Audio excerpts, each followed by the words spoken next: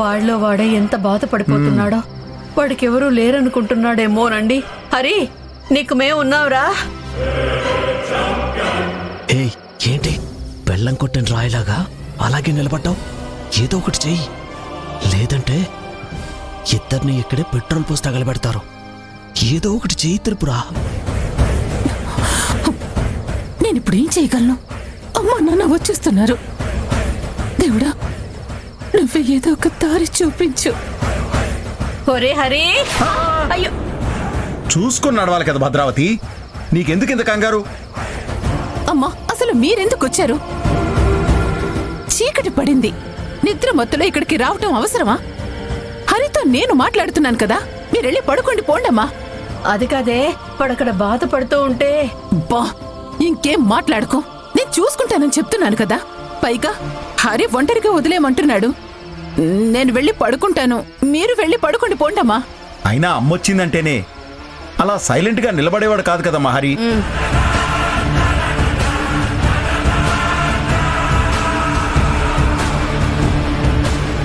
నాన్నా, మనసులో అంత బాధ ఉన్నప్పుడు ఎలా పలకరిస్తాడు నాన్న?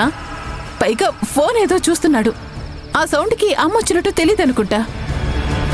ఇప్పుడేంటి, హరిని పిలవమంటారా? ఆ త్రిపుర, వద్దులేవే. పాపం వాడేదో బాధలో ఉన్నాడంటున్నావు కదా, కాసేపు వాణ్ణి ఒంటరిగానే వదిలే. నానా, అమ్మకి అర్థమైనట్టు కూడా మీకు అర్థం కాలేదా? వెళ్ళి పడుకోండి పోండి. పదండి.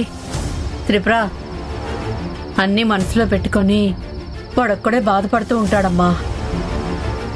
నువ్వే ఎలాగైనా వాణ్ణి కొంచెం ఓదార్చాలి.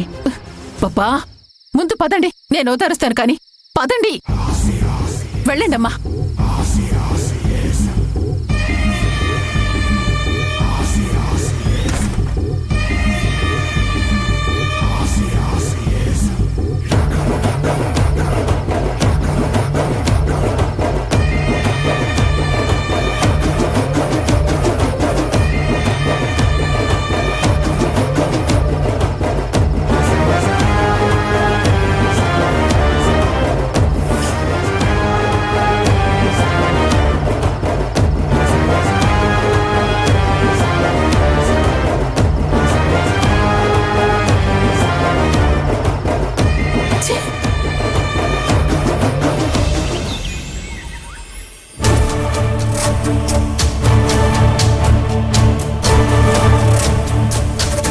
ఏంట్రా సూట్ కేసు సర్దుకొని వచ్చావు? ఎక్కడికైనా వెళ్తున్నావా?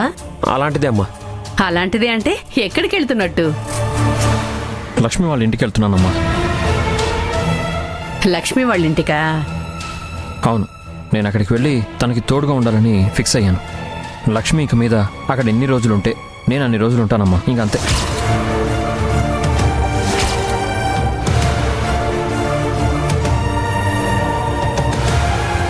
అంటే అంటే ఏంట్రా, నువ్వు మమ్మల్ని వదిలేసి వెళ్ళిపోతున్నావా?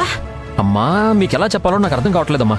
లక్ష్మి ఇక్కడికి రానన్నారు. తను అక్కడే ఉంటే వాళ్ళ అమ్మా చెల్లెల్ని ఎవరు చూసుకుంటారని నన్ను అడుగుతున్నారు. అందుకే నేనే అక్కడికి వెళ్ళిపోతే అన్ని ప్రాబ్లమ్స్ సాల్వ్ అయిపోతాయి. అందుకే వెళ్ళిపోతున్నాను. అందుకని మమ్మల్ని వదిలేసి వెళ్ళిపోతే నేను నిన్ను వదిలి ఉండలేనురా. అమ్మా, లక్ష్మి లేకుండా నేను ఉండలేనమ్మా. సరే, అదే కదా నీ ప్రాబ్లం. నేను వెళ్ళి లక్ష్మిని ఒప్పించి తీసుకొస్తానురా, అంతేగాని నువ్వు వెళ్ళొదిలేసి వెళ్ళొద్దురా. నేనెప్పుడో చెప్పానమ్మా, ఇలాంటి రోజు ఒకటి వస్తుందని. అప్పుడు నన్నెవ్వరూ నమ్మలేదు. ఇప్పుడు మీరే అనుభవిస్తున్నారు. అబ్బబ్బబ్బబ్బా, ఎందుకే ఎప్పుడు అగ్నికి ఆజ్యం పోస్తూ ఉంటావు? నువ్వు ఆగు. హరి, వద్దురా, ఈ అమ్మ మాట విను, వెళ్ళొద్దు నాన్న. రే, లేదమ్మా, నేను వెళ్ళాలి. హరి, ఆగు. హరి, హరి, హరి, ఆగు, ఆగు. హరి, హరి, ఆగు, వెళ్ళొద్దు. హరి, ఆగు. మెలకువలో ఉన్నప్పుడు ఎవరిని ప్రశాంతంగా ఉండనివ్వనుకో, కనీసం పడుకున్నప్పుడైనా తృప్తిగా పడుకోనివ్వా.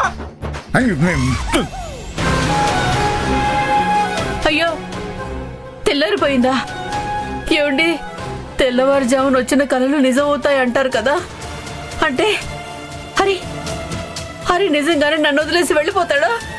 ఈ కుటుంబం రెండు ముక్కలు అయిపోతుందా? లేదు, నేను అలా జరగనివ్వరా.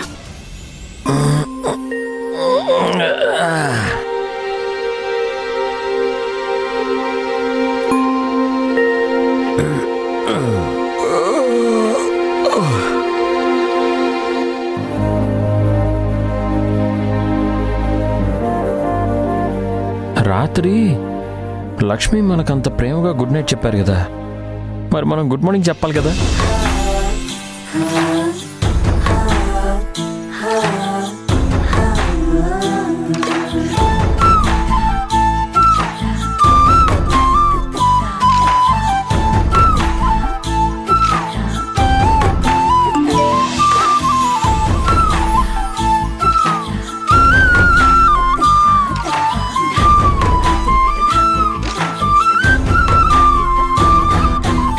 ఓహో, గుడ్ మార్నింగ్ అని పంపించారా? నేను రిటర్న్ వెరీ గుడ్ మార్నింగ్ అని పంపిస్తాను. అరే, టైపింగ్ అని వస్తుందంటే లక్ష్మి నాకు రిప్లై ఇస్తున్నారు.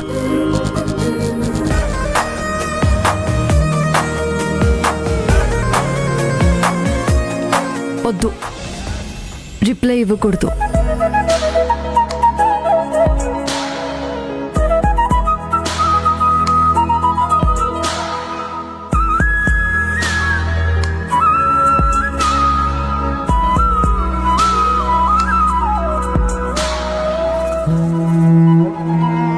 నన్ను క్షమించండి. మీతో మాట్లాడకూడదని నా ఉద్దేశం కాదు.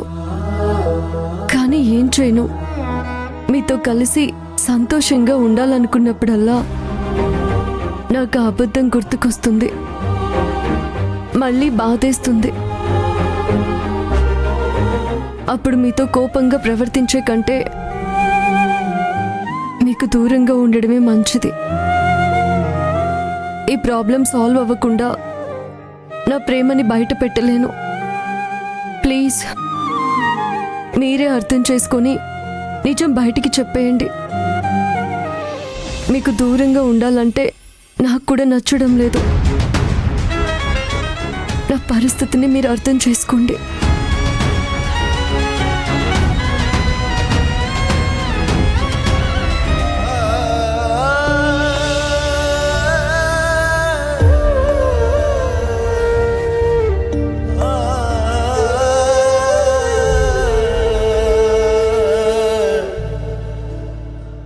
నాకు తెలుసు లక్ష్మి, మీరు నాకు ఎందుకు మెసేజ్ చేయలేదు అని.